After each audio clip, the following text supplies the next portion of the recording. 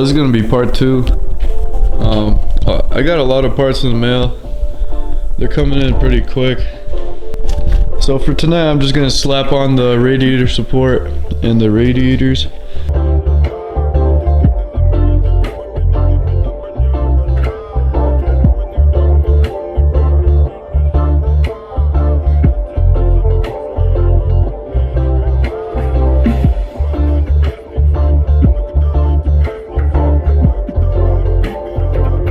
I hope these fans are good, because if they're not, I'm screwed.